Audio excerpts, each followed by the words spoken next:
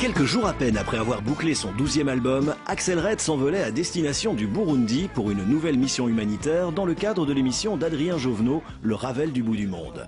Une mission parmi beaucoup d'autres, puisque la chanteuse belge est ambassadrice de l'UNICEF. Mon premier voyage, c'était à Haïti.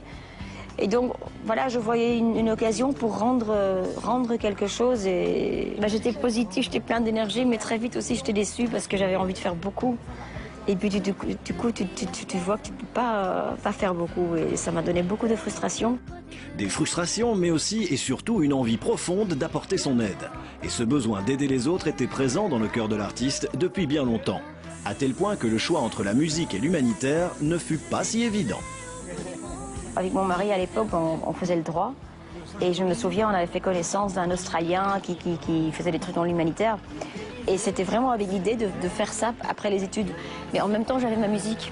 Assez rapidement, quand j'ai eu du succès avec la musique et que je pouvais en faire mon métier, j'ai commencé à soutenir des projets.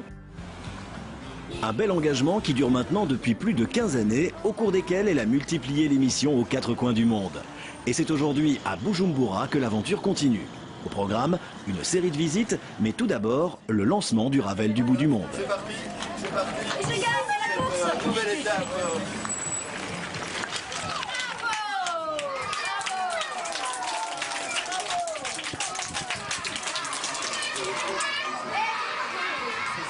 L'UNICEF, il crée des projets dans des écoles qui s'appellent École Amis des enfants, où justement, avec pas beaucoup plus de moyens financiers, il crée une relation entre les parents et l'école.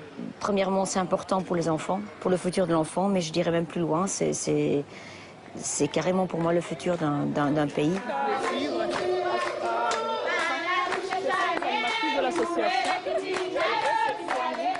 Leur coutume, c'est la musique, ils ont ça en eux. Hier, ils demandaient aux enfants de chanter. Et tu vois, les tout petits, ils sont tous là, ils chantent à fond. Après une petite dizaine de kilomètres, découverte d'un établissement fondé par les scouts du village. L'idée est de créer un espace pour habituer les enfants à l'école. Je pense qu'on peut mieux aider un enfant que de l'adopter. Je pense que l'adoption, je ne suis pas contre, mais c'est plus aussi parce qu'on a besoin d'avoir un enfant. C'est vrai que c'est tentant. Parce qu'ils sont craquants, ces enfants, et on a envie de les aider tous.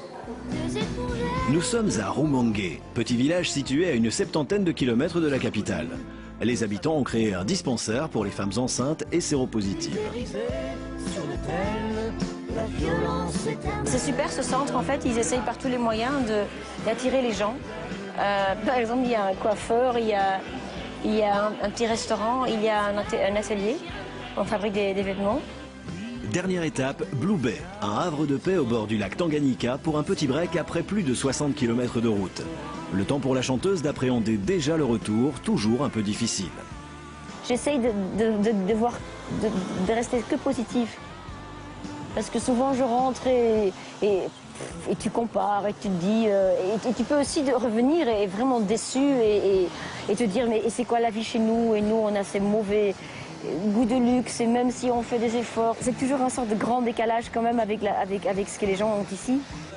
Sans aucun doute, le décalage ne sera pas de longue durée. La chanteuse repartira très vite pour d'autres missions.